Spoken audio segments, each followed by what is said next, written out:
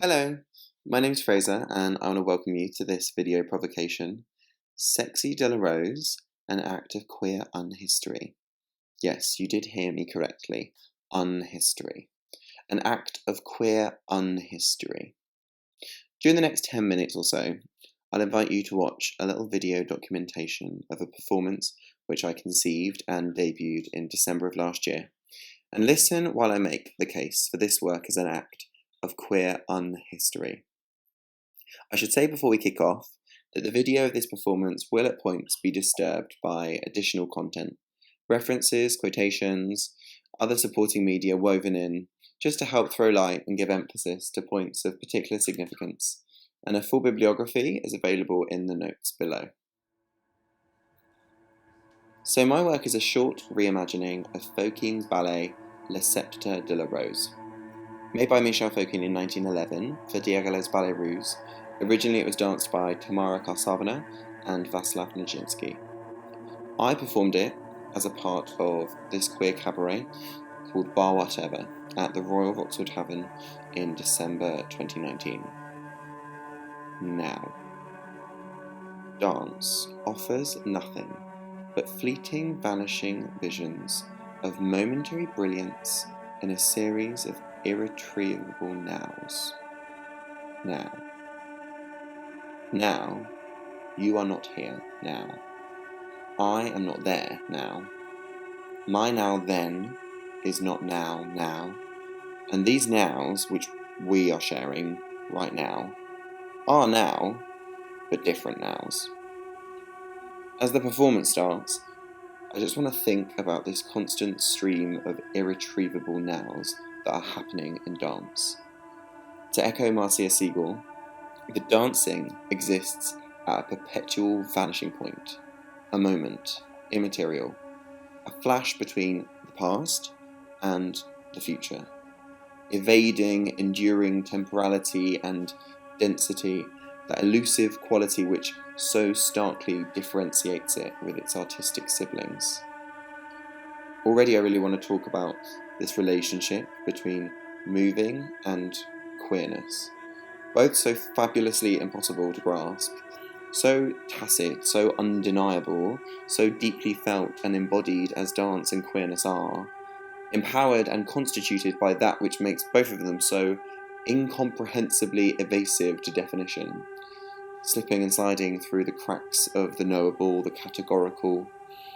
Both of them are an open mesh of possibilities, gaps, overlaps, dissonances, and resonances.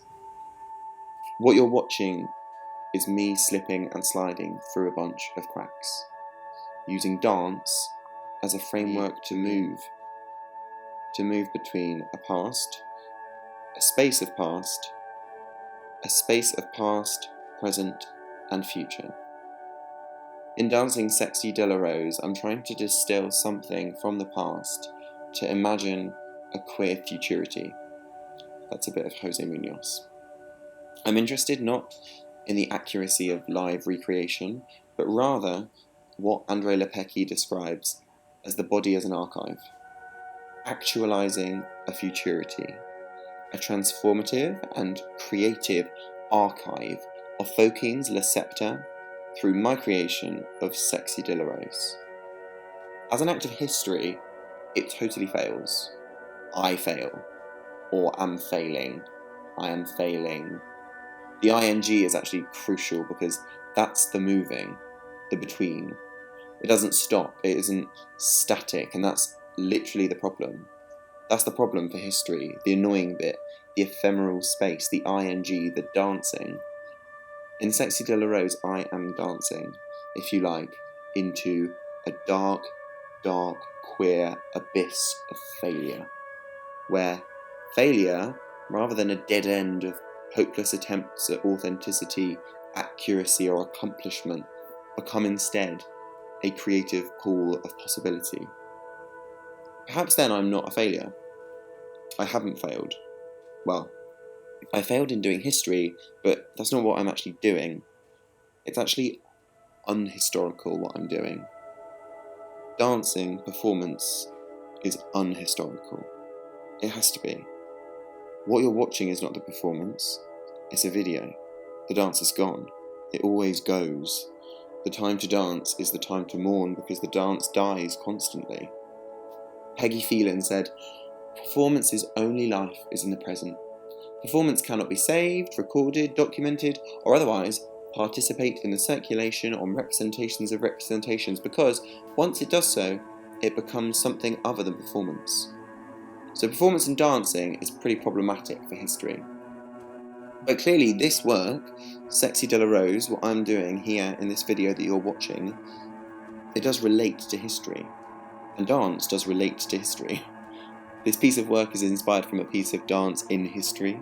The clothing references pictures we have of the original costume design, and the music is an edited track which samples Carl von Weber's score of Fokines ballet. The choreographic structure I made up from watching the floor pattern on videos of other recreations, and the improvisation scores were composed from movement vignettes, clips, pictures, and various dance archives. The work is not a rejection of history, but a kind of unhistory. Not saying no to history, but rethinking history.